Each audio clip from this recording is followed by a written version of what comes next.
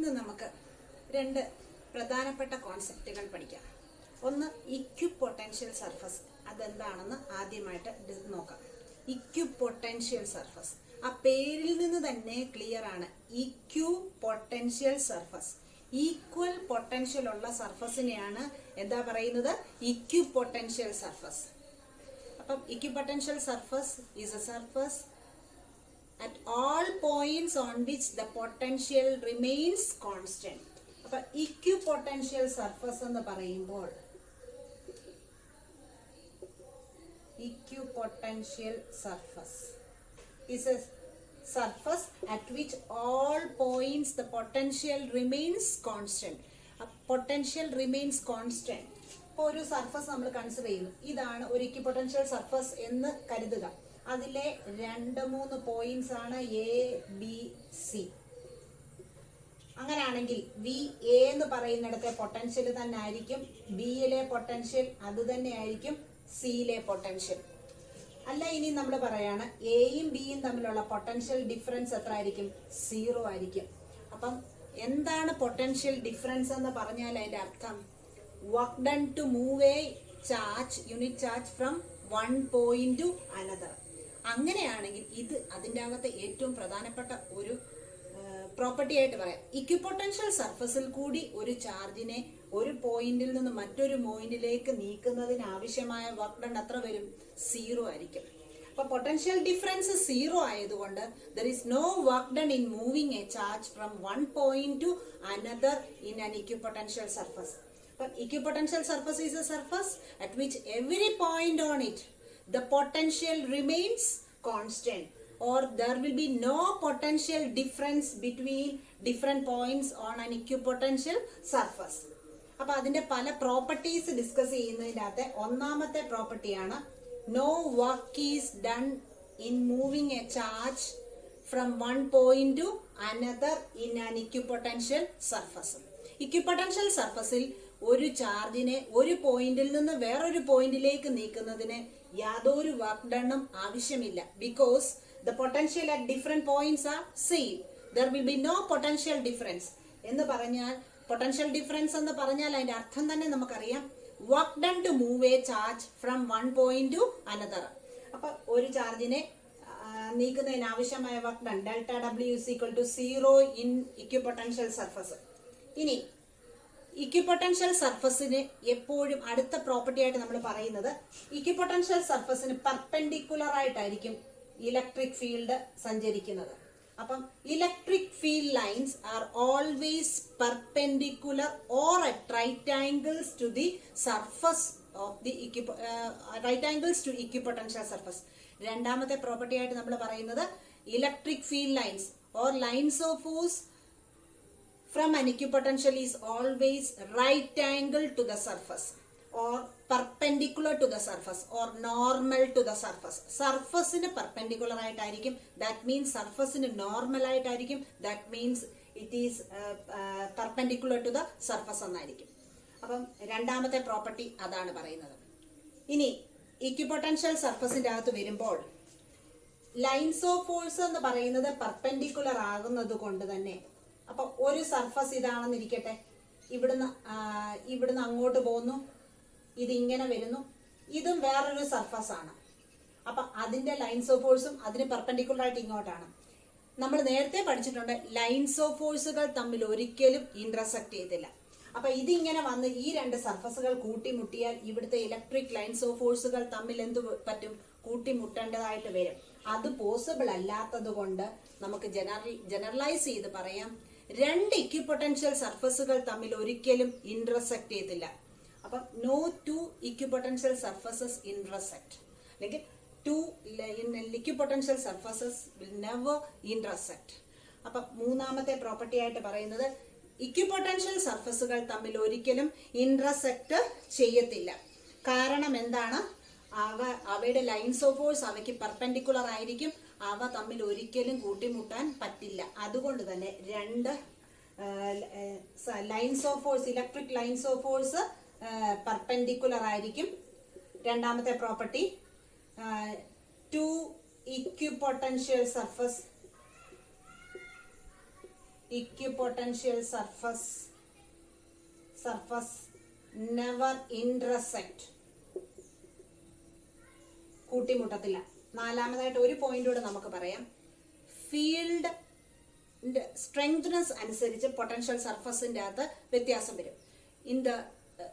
In a field of stronger field, the equipotential surfaces are crowded, and in a region of weaker field, it will be move away. അപ്പം അതാണ് അടുത്ത property ആയിട്ട് പറയുന്നത്. Equipotential surfaces are closer together in the stronger regions of the electric field and closer and away from it if the electric field is weaker. അപ്പം field stronger ആയിരിക്കുമ്പോൾ equipotential surfaces closer ആയിട്ട് വരികയും they will move apart as the intensity of the electric field decreases. അപ്പം നാലാമത്തെ property, they equipotential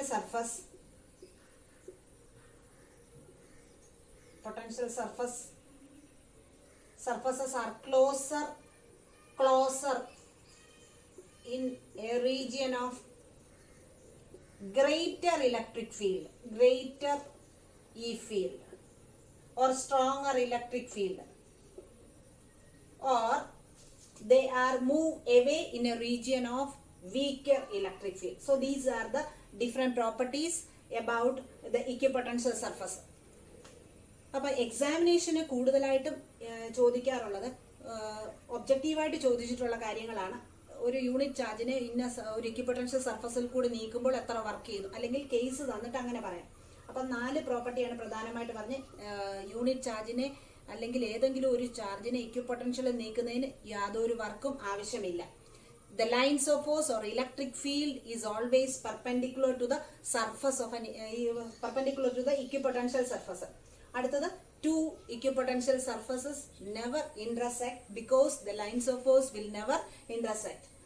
Equipotential surfaces are come closer in the regions of stronger electric field and they are far apart in the regions of weaker electric field. ഇനി എങ്ങനെയാണ് ഒരു electric example നമുക്ക് നോക്കാം. എക്സാമ്പിളിന് ശേഷം എങ്ങനെ electric field represent ചെയ്യാം എന്നുള്ളതും നോക്കാം. ഇക്വിപൊട്ടൻഷ്യൽ സർഫസ്, ഒന്നാമത്തെ എക്സാമ്പിൾ നോക്കിക്കേ. In the surface of a charged conductor, potential remains constant, whether it is spherical or cylindrical.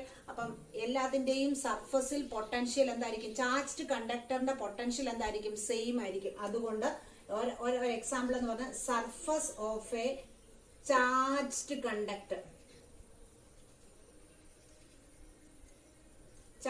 Conductor.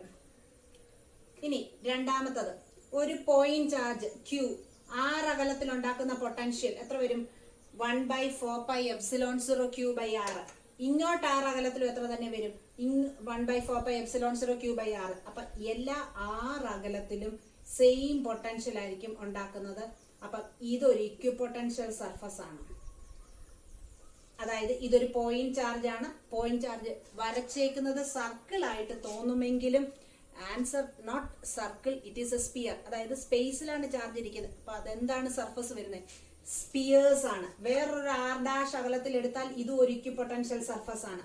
അപ്പൊ നമുക്ക് പറയാം concentric spheres around a point charge are equipotential surfaces.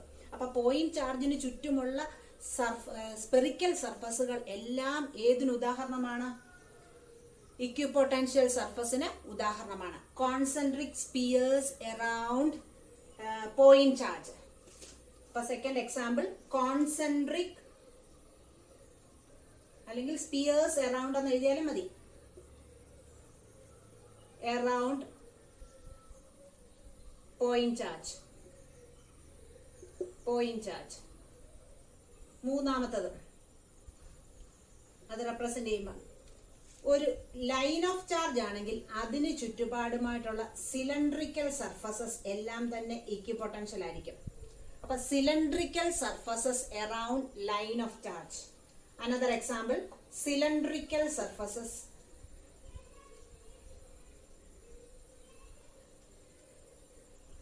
around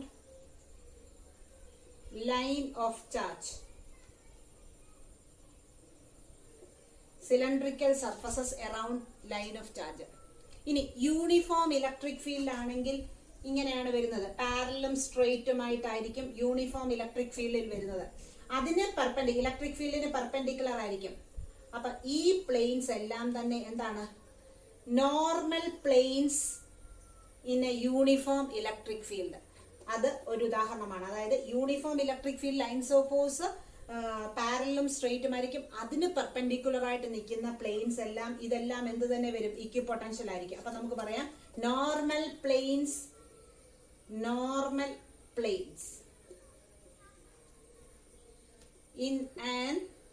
in a uniform field, electric field. So these are the different examples. Normal planes in a uniform electric field. These are the examples of equipotential surface. Equipotential surface എന്താണെന്ന് പറഞ്ഞു? Potential same ആയിരിക്കും. അവയുടെ 4 different property പറഞ്ഞു. ഒരു equipotential സർഫസിൽ ഒരു ചാർജിനെ ഒരു പോയിന്റിൽ നിന്ന് വേറൊരു പോയിന്റിലേക്ക് നീക്കുന്നതിന് വർക്ക് ആവശ്യമില്ല. ലൈൻസ് ഓഫ് ഫോഴ്സ് എപ്പോഴും എങ്ങനെയായിരിക്കും? പെർപെൻഡിക്കുലർ ആയിരിക്കും, അല്ലെങ്കിൽ നോർമൽ ആയിരിക്കും, അല്ലെങ്കിൽ റൈറ്റ് ആംഗിൾസ് ആയിരിക്കും. ഇനി 2 ഇക്വിപൊട്ടൻഷ്യൽ സർഫസുകൾ തമ്മിൽ ഒരിക്കലും കൂട്ടിമുട്ടത്തില്ല. മൂന്നാമതായിട്ട് പറയുന്നത് ഫീൽഡ് സ്ട്രോങ്ങർ ആണെങ്കിൽ അവിടെ ഇക്വിപൊട്ടൻഷ്യൽ സർഫസസ് ക്രൗഡഡ് ആയിട്ട് വരും.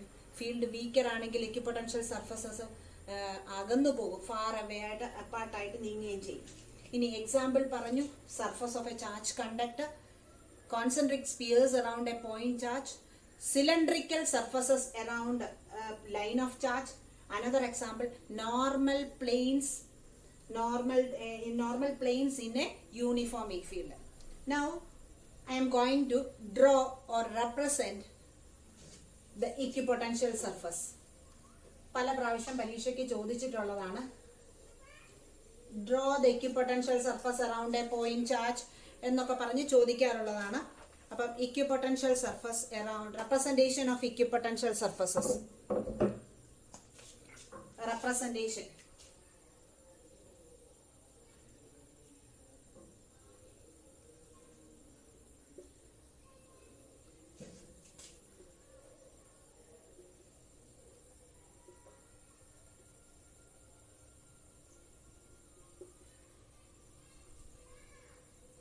Representation of equipotential surface. ഒന്നാമത്തായിട്ട് ഒരു പോയിന്റ് ചാർജ്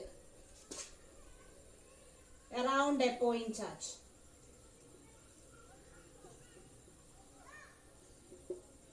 പോയിന്റ് ചാർജിന് ചുറ്റുപാടുമായിട്ടുള്ള ഇക്വിപൊട്ടൻഷ്യൽ സർഫസിന്റെ നേച്ചർ എങ്ങനെയാണെന്ന് പറഞ്ഞു? സ്പെറിക്കൽ സർഫസ് ആണ്. അപ്പം ഒന്നുമില്ല, ഇത്രയേ ഉള്ളൂ. ഒരു ക്യൂ എന്ന് പറയുന്ന പോയിന്റ് ചാർജിന് ചുറ്റുമുള്ള കോൺസെൻട്രിക് സ്പിയേഴ്സ് ആണ്. ഇതെല്ലാം ഇക്വിപൊട്ടൻഷ്യൽ സർഫസുകളാണ്. അതായത് എല്ലാ പോയിന്റിലെയും പൊട്ടൻഷ്യൽ എന്ത് തന്നെയാണ്? സെയിം ആണെന്നുള്ള കോൺസെപ്റ്റ് ആണ് വരുന്നത്. ഇവിടുത്തെ ഈ സർഫസിൽ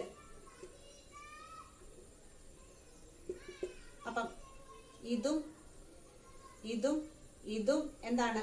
ഇക്വിപൊട്ടൻഷ്യൽ സർഫസ് ആണ്. ഇതൊരു ഇക്വിപൊട്ടൻഷ്യൽ സർഫസ് ആണ്. This is another equipotential surface.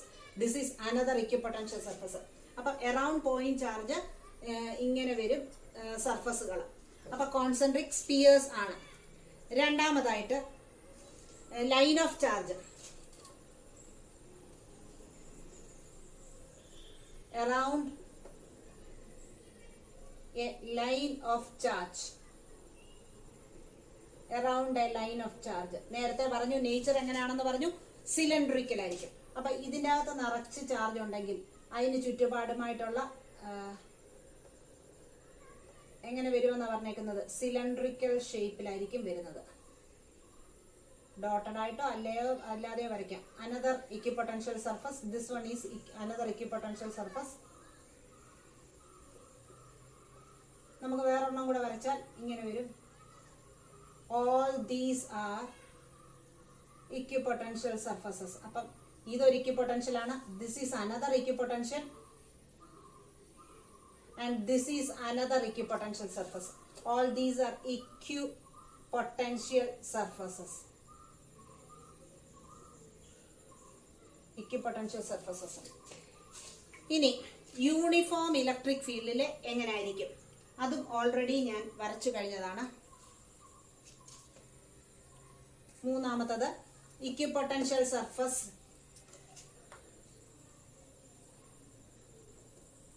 Equipotential surface in a uniform electric field. Uniform E field. Uniform E ഫീൽഡിൽ ഇലക്ട്രിക് ഫീൽഡ് ഇതാണ്, പാരലലും സ്ട്രെയിറ്റും ആയിരിക്കും. Equipotential surface will always normal to the electric lines of force. ഇതിന് perpendicular ആയിട്ടുള്ള ഇങ്ങനത്തെ planes എല്ലാം എന്ത് തന്നെ ആയിരിക്കും? ഇക്വിപൊട്ടൻഷ്യൽ സർഫസുകളായിരിക്കും. സോ ഇത് ഇക്വിപൊട്ടൻഷ്യൽ സർഫസുകളാണ്.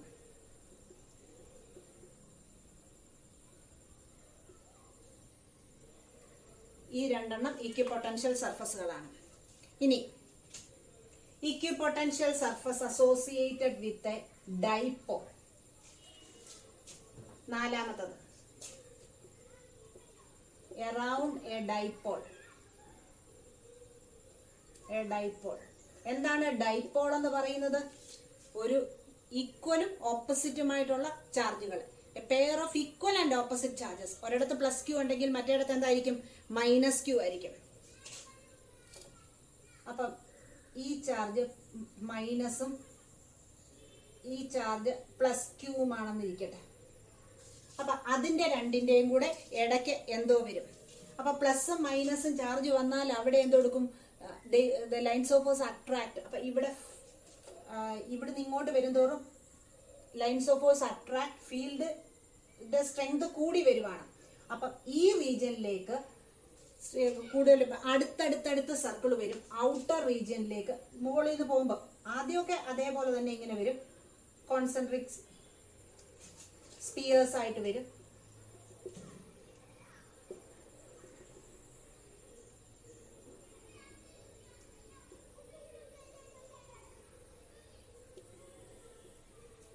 ഇവിടെ ഇങ്ങനെ അടുത്തടുത്ത് വരും. പുറത്തോട്ട് പോകുന്തോറും വലുതായി വരും. That means stronger regions, they will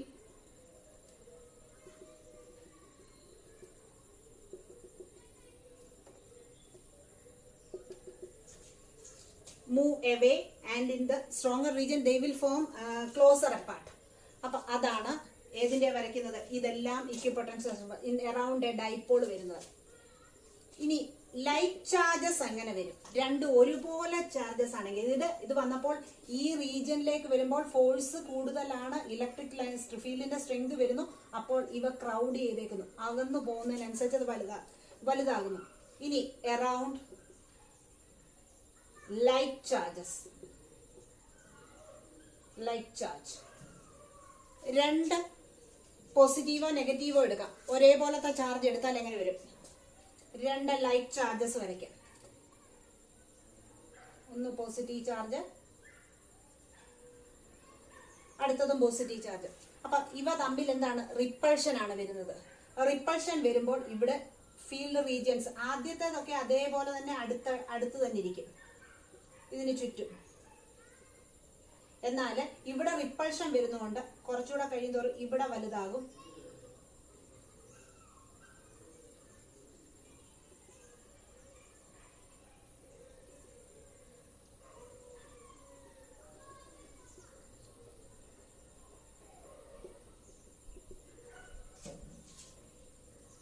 അവ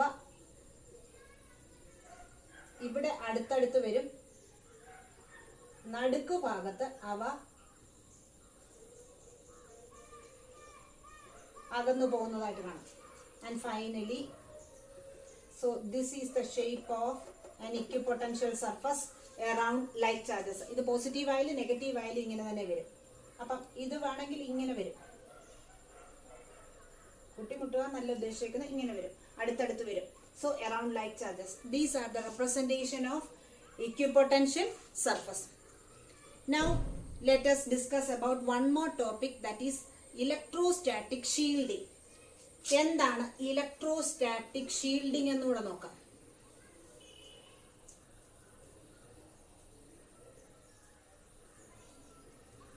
ഇലക്ട്രോസ്റ്റാറ്റിക് ഷീൽഡിംഗ്.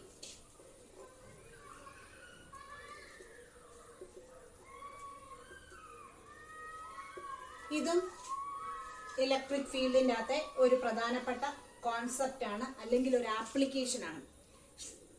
ഷീൽഡിംഗ് എന്ന് പറഞ്ഞാൽ എന്താണ്? ഷീൽഡ് ചെയ്യപ്പെടുക, പ്രൊട്ടക്ട് ചെയ്യുക. അപ്പം ഇതിൻ്റെ പ്രിൻസിപ്പിൾ എന്ന് പറഞ്ഞാൽ, നേരത്തെ നമ്മൾ കഴിഞ്ഞ ചാപ്റ്ററിൽ പഠിച്ചു, ഒരു ഷെല്ലിലേക്ക് അല്ലെങ്കിൽ ഒരു കണ്ടക്ടറിലേക്ക് ചാർജ് കൊടുത്താൽ ചാർജ് അതിൻ്റെ പുറത്തു വരും, അകത്തെ ചാർജ് എത്രയായി മാറും? 0 ആകും. അപ്പം ആ ഒരു കോൺസെപ്റ്റിനെ ആസ്പദമാക്കിയിട്ട് വരുന്നതാണ് ഇലക്ട്രോസ്റ്റാറ്റിക് ഷീൽഡിംഗ് എന്ന് പറയുന്നത്.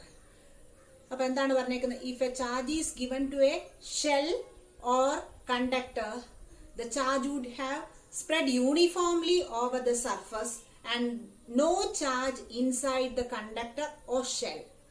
That means when the electric field inside the conductor is equal to 0. Thus, vanishing of electric field inside a conductor is called electrostatic shielding. അപ്പം ഇലക്ട്രിക് ഫീൽഡിന് ഒരു ക്യാവിറ്റിക്ക് അകത്തുനിന്ന് ഇലക്ട്രിക് ഫീൽഡ് ഒഴിവാകുന്നു.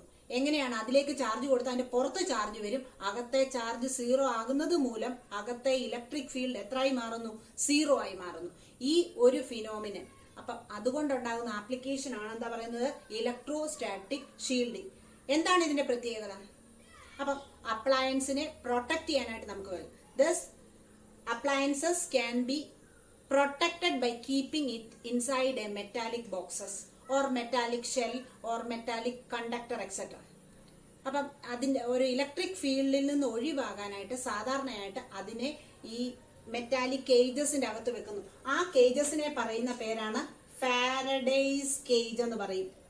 ഫാരഡേയ്സ് കേജ്, അതായത് ഒരു ഏതെങ്കിലും ഒരു ഷേപ്പ് ആയിക്കട്ടെ മെറ്റാലിക് കണ്ടക്ടർ, ഇതിലേക്ക് ചാർജ് കൊടുത്താൽ it would have uniformly, plus ആണെങ്കിൽ പ്ലസ് ഇതിന്റെ പുറത്ത് വരും, അകത്തെ ചാർജ് എത്ര ആയിട്ട് മാറും? Q is equal to 0, E is equal to 0 and sigma is equal to 0. അപ്പം thus we can keep the appliances inside such boxes and such boxes are called Faraday's cage. അപ്പം ഈ ബോക്സസിനെ പറയുന്ന പേരാണ് ഫാരഡേസ് കേജ്. അങ്ങനെ നമുക്ക് ഒരു അപ്ലയൻസിനെ electric ഫീൽഡിൽ നിന്ന് പ്രൊട്ടക്ട് ചെയ്യാനായിട്ട് സാധിക്കും. ഇതിന് വേറൊരു മെത്തേഡ് കൂടെ ഉണ്ട്. If you are keeping the appliance just behind an earthed metal plate, അപ്പം മെറ്റലിലേക്ക് ചാർജ് വന്നാൽ charge will be stored on the metal plate and the charge will flow to the earth by connecting it to the providing it with the earthing കൊടുത്തേക്കുന്നത് കൊണ്ട് അതിലെ charge നഷ്ടപ്പെടും. Thus we can keep the appliance just behind the metal plates. ഈ പ്രിൻസിപ്പിളിനെയാണ് എന്താ പറയുന്നത്? Electrostatic shielding എന്ന് പറയുന്നത്. അതുകൊണ്ടാണ് നമ്മൾ പറയുന്നത് during thunder or lightning it is safer to be inside a car. അപ്പം ഇടിയും മഴയും ഉള്ളപ്പോൾ മരച്ചോട്ടിൽ നിൽക്കുന്നതിനേക്കാട്ടിൽ നല്ലത് ഒരു കാറിന്റെ അകത്തിരിക്കുന്നതാണ് എന്ന് പറയുന്നതിന്റെ കാരണവും അത് തന്നെയാണ്. It is safer to be inside a car during lightning or thunder.